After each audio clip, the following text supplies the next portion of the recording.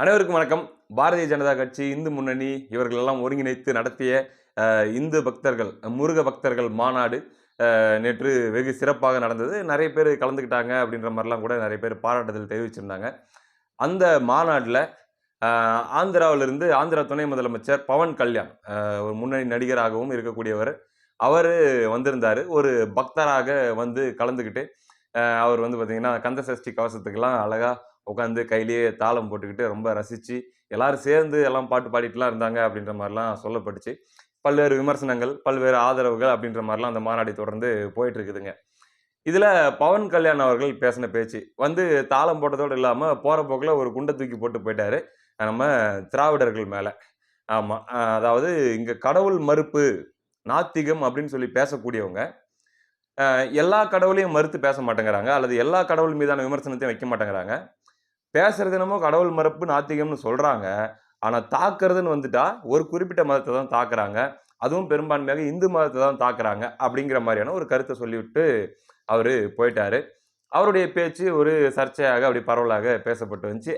அதை பற்றி இன்று மரியாதைக்குரிய அமைச்சர் சேகர்பாபு அவர்களிடம் பவன் கல்யாண் அவர்களை பற்றி ஒரு கேள்வி எழுப்பப்பட்டது.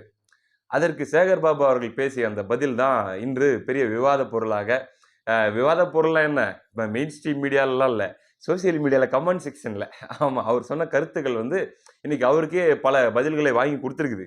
அதாவது அவர் என்ன கேள்வி கேட்டுவிட்டாருன்னா பொசுக்குன்னு, பவன் கல்யாணுக்கும் தமிழ்நாட்டுக்கும் என்னங்க சம்மந்தம்? பவன் கல்யாணுக்கும் தமிழ்நாட்டுக்கும் என்ன சம்மந்தம்? அப்புறம் நாங்கள் கட்டபொம்மன் படத்தில் வர வசனமெல்லாம் பேச வேண்டியது இருக்கும், பரவாயில்லையா? மஞ்சள் அரித்து கொடுத்தாயா, மாமனா மச்சானா அப்படின்ற மாதிரிலாம் நாங்கள் கேட்டுப்படுவோம் பார்த்துக்கோங்க அப்படின்ட்டு சொல்லிட்டாருங்க. எங்க நிஜமா சொல்லியிருக்காரு பாருங்க. பவன் கல்யாணுக்கும் தமிழ்நாட்டிற்கும் என்ன தொடர்பு இருக்கிறது? எந்த நாட்டுக்கு முருக பக்தர் அவர்?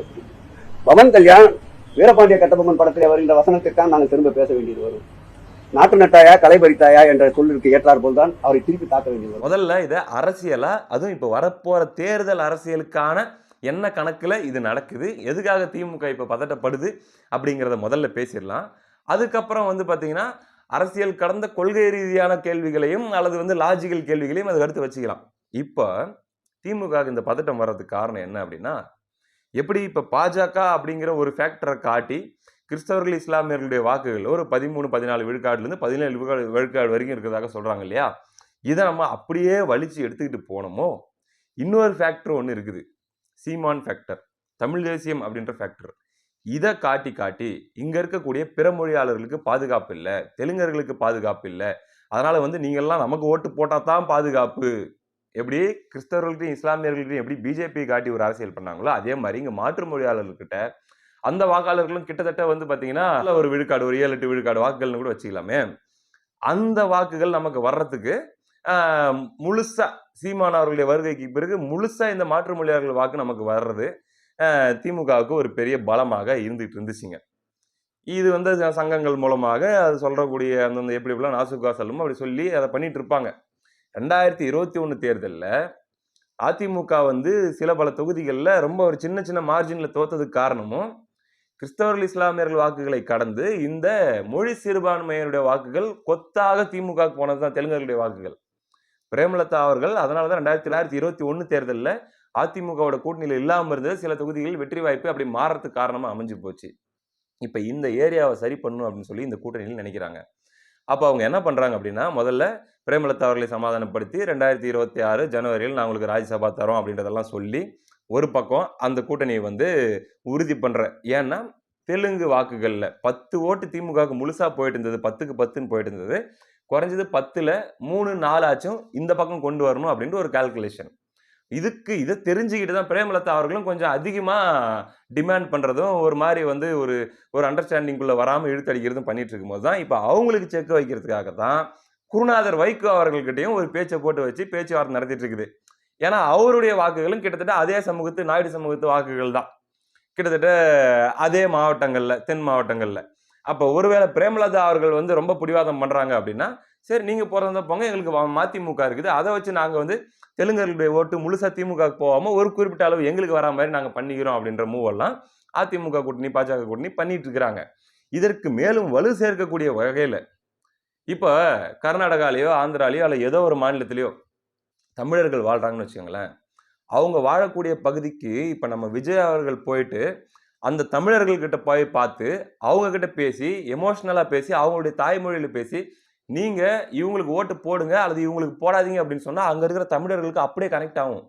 என்னதான் அவங்க வேற மொழி பேசக்கூடிய மாநிலத்தில் வாழ்ந்துட்டு இருந்தாலும் அந்த மாதிரி தான் இங்கே இருக்கக்கூடிய தெலுங்கர்களுக்கு அவர்களுடைய சொந்த ரத்தமான பவன் கல்யாண் வந்து இங்கே பிரச்சாரம் பண்ணி திமுக கூட்டணிக்கு நீங்கள் ஓட்டு போடாதீங்க, திமுக எதிரில் இருக்கக்கூடிய இந்த வேட்பாளருக்கு அல்லது இந்த கட்சிக்கு இந்த கூட்டணிக்கு ஓட்டு போடுங்க அப்படின்னு சொல்லி அவர் பிரச்சாரம் பண்ணாரு அப்படின்னா இந்த 10க்கு 10 ஓட்டு திமுகவுக்கு போகாம 10ல் 3, 4, 5 வரைக்குமே கூட இங்க ஸ்பிளிட் ஆக வாய்ப்பு இருக்குது. அப்ப ஒரு 20 தொகுதிகள் பக்கம் திமுகவுடைய வெற்றி வாய்ப்பு அங்க பெரிய அளவில் பாதிக்கப்பட்டு இந்த கூட்டணிக்கு வெற்றி வாய்ப்பு அதிகமாகிறதுக்கு வாய்ப்பு இருக்குது. இவ்வளோ கால்குலேஷனை பண்ணி தான் இப்ப இருந்தே பவன் கல்யாண் அவர்களே அடிக்கடி தமிழ்நாட்டுக்கு அறிமுகப்படுத்தி கொண்டிருக்கிறார்கள். இது 2026 தேர்தல் கணக்கு. இதை புரிந்து கொண்ட திமுக அந்த பதட்டத்தில் தான் இப்பொழுது கதறி கொண்டிருக்கிறது. அதையும் பாருங்க, ஒரு தெலுங்கருக்கு ஒரு தமிழரை வைத்து பதிலடி கொடுத்தால் நன்றாக இருக்குமா? இருக்காது. ஏன்னா இங்க இருக்கிற தெலுங்கர்கள் கோச்சிக்குவாங்களே, அப்புறம் அவங்க ஓட்டு போடாம போயிட்டாங்க என்ன பண்றது? அப்போ ஒரு தெலுங்கருக்கு பதிலடி கொடுக்க வேண்டும் என்றாலும் எப்படி இதுக்கு முன்னாடிலாம் வந்து ஒரு வன்னியரை வச்சு பதிலடி கொடுப்பாங்களோ, ஒரு பழைய சமூகத்தை சேர்ந்தவருக்கு ஒரு பழைய சமூகத்தை சேர்ந்தவங்களை வச்சு, ஒரு முக்குளத்தோர் வச்சு பதிலடி கொடுப்பாங்களோ, அந்த மாதிரி இப்போ ஒரு தெலுங்கருக்கு ஒரு தெலுங்கரை வைத்து பதிலடி. கருணாநிதி டெக்னாலஜி தம்பி, கருணாநிதி டெக்னாலஜி.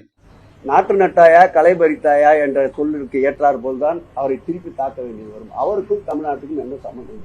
இப்ப அமைச்சர் உக்கிரமா கேட்ட இந்த கேள்வி நியாயமா சரியா அப்படின்னு கேட்டா நியாயம்தான், சரிதான்.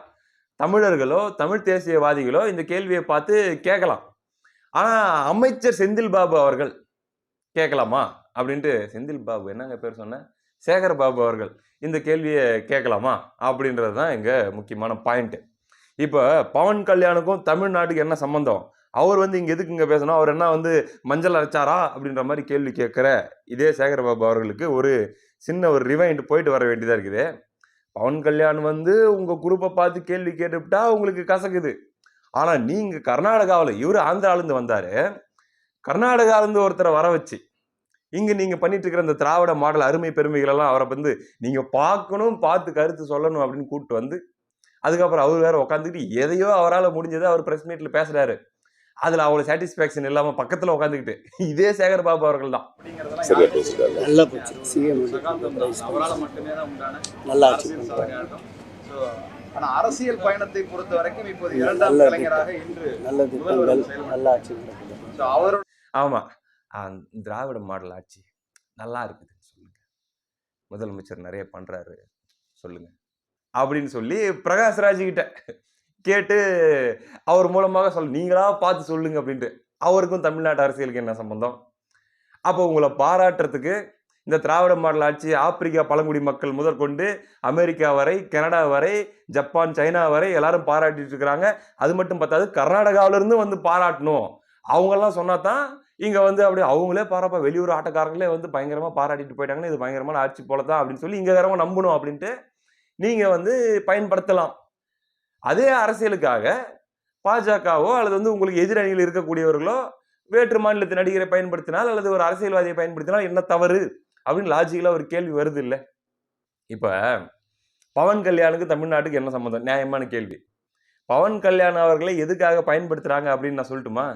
அது சொல்றதுக்கு முன்னாடியே அமைச்சர் சேகர் பாபுடைய இந்த கேள்விக்கு வந்த ஒரு பதிலை படிச்சு காட்டணும் அப்படின்னு ஆசைப்படுறேங்க. நிறைய பதில் வந்திருக்குது. எடுத்த உடனே ஏய் பேட்டர் ரவுடி, வெங்கையா நாயுடுவுக்கும் தமிழ்நாட்டுக்கு என்ன தொடர்பு?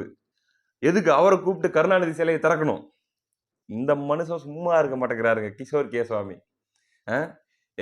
அமைச்சர் சேகர் பாபு அவர்களே, மாண்புமிகு அமைச்சர் அப்படின்ற மாதிரி இல்லை கேட்கணும். எந்த கேள்வி கேட்கறதாலும் ஏய் பேட்டர் ரவுடி அப்படின்ட்டு. ஏன் ஏன் இந்த சேட்டை? ஏற்கனவே அதிகாரத்துக்கு வந்த புதுசுலேயே குண்டாசுல போட்டாங்க. ஏதாவது வடிவேல் காமெடியில் வர மாதிரி தான் கேட்க வேண்டியதாக இருக்குது. குண்டாசுல போட்டு உங்க சேட்டை அடங்கலை பார்த்தியால, சுற்றி பாருல அருவாக்கம்போட நிற்கிறாங்க, பேசாமல் வண்டியில் ஏறல அப்படிங்கிற மாதிரி பார்த்து பேசுங்க ப்ரோ, பார்த்து பேசுங்க. ஏய் அப்படின்ட்டு ஆகுனா இறங்கிடாதீங்க. ஆனால் அவர் ஸ்டைலே அதுதான், அவர் அப்படி பேசுகிறது தான் எல்லாருக்கும் பிடிக்குதான்.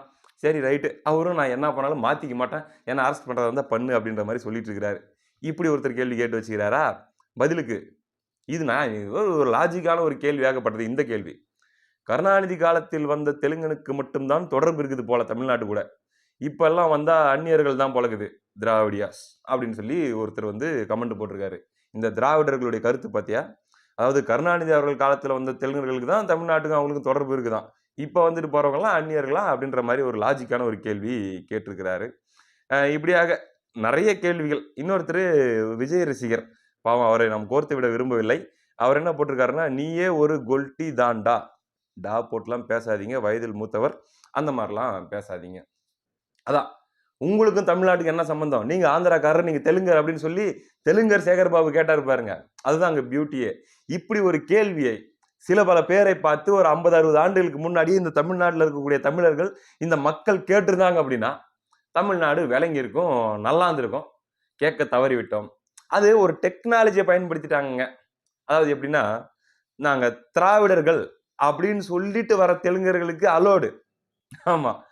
அவங்க பார்த்தீங்கன்னா, எங்க திராவிடர்கள் அப்படின்னு சொல்லிட்டு வந்து உட்கார்ந்து தமிழர்கள் கிட்ட தங்களை தமிழர்கள் போலவும், ஆனா அவர்களுக்கு வேண்டியவர்கள் கிட்ட அவர்களுடைய சொந்த பந்தங்கள் இங்க இருப்பாங்க இல்லையா?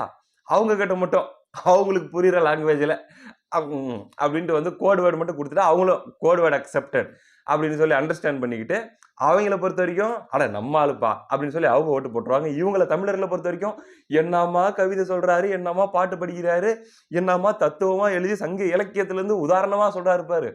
பெரிய தமிழ் அறிஞர், தமிழர் போலக்குதே, முத்தமிழ்ல இருந்து எல்லாத்தையுமே அறிஞ்சவர் போலக்குதே அப்படின்னு சொல்லி தமிழர் நினைச்சிட்டு தமிழர்கள் ஓட்டு போட்டுற வேண்டியது. இந்த டெக்னாலஜியை நீங்க பயன்படுத்தி தான் இத்தனை வருஷமா வந்து தமிழர்களை ஏமாத்திட்டு இருக்கிறீங்க. அப்படி இருக்கக்கூடிய சூழல்ல ஒரு தெலுங்கராகவே தன்னை அடையாளப்படுத்தி கொண்டு வந்து தெலுங்கு அந்த மாநிலத்துடைய துணை முதலமைச்சராக இருந்து கொண்டு வந்து இங்க அரசியல் பேசிட்டு போயிட்டாரு. பிரச்சனையே இல்லை. இப்படி அடையாளத்தோட எல்லாருமே ஒரிஜினல் மூஞ்சி வச்சுட்டு அரசியல் பேசிட்டா பிரச்சனையே இல்லை அப்படிங்கிறது தான் எங்க தமிழர்களுடைய, தமிழ் தேசியவாதிகளுடைய கருத்தாக இருக்கிறது. அதனால திராவிடர்கள், குறிப்பா திமுக காரங்க, இந்த திமுக அமைச்சர்கள்லாம் உனக்கும் தமிழ்நாட்டுக்கு என்ன சம்பந்தம், நீ யாரு நான் யாரு அப்படின்ற ரேஞ்சில எல்லாம் பேச ஆரம்பிக்கிறாங்க. அப்படின்றதுக்காக யாரும் இவங்க மாநில உரிமைக்காக அல்லது வந்து அயலார் எப்படி வந்து நம்ம ஊர்ல அரசியல் பேசலாம் அப்படிங்கிற அளவுக்கு முதுகெலும்போட சூடு சொரணையோட பேசுறாங்க அப்படின்லாம் யாரும் தப்பா நினைச்சிடாதீங்க. இதுக்கு பின்னாடி இருக்கிறது முழுக்க முழுக்க இங்க இருக்கிற தெலுங்கர் ஓட்டை முழுசா நம்மளுக்கு வராம அதுல ஓட்டையை போட்டு போயிடுவாங்களோ அப்படிங்கிற பயம் மட்டும்தான். அதை புரிஞ்சுக்கிட்டோம்னா இவங்க எப்படி சிச்சுவேஷனுக்கு ஏற்ற மாதிரி டிசைனா மூஞ்ச மாத்துவாங்க அப்படிங்கறத நம்ம ஈஸியா கண்டுபிடிச்சிக்கலாம். ஆமா, அடுத்த காணொலியில் சந்திப்போம். நன்றி.